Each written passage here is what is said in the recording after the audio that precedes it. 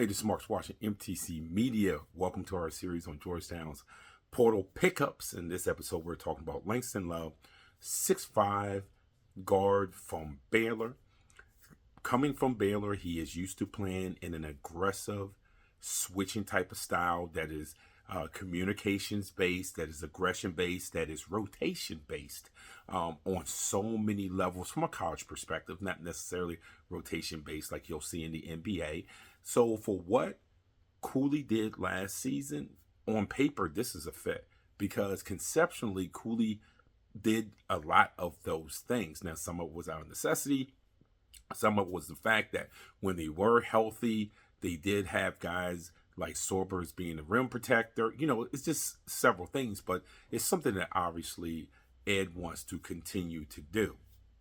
Love fits into that. Now, there's have to be some things has to get better at. I've watched several of Baylor games. First of all, I watched several during the season. I've gone back and rewatched some.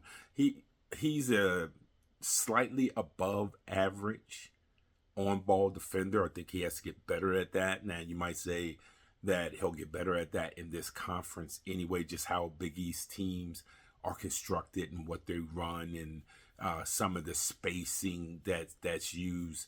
So that might help, but he needs to get from that slightly above average to being above average on ball. And maybe that was going to come with time at Baylor too.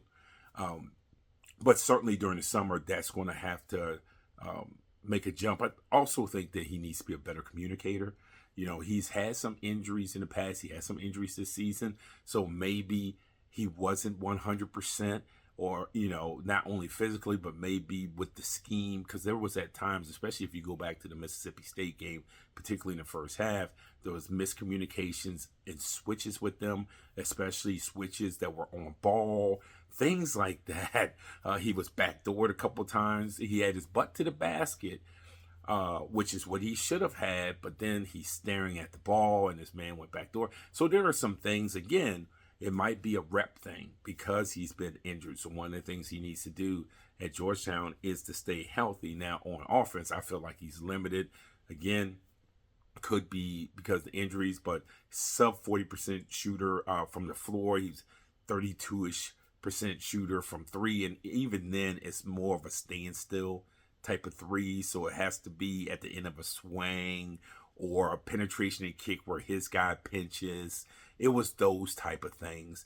And I just didn't see it. And again, without knowing the health stuff, I felt like when he got into the lane, I didn't feel that explosion, right? There was times he beat his guy.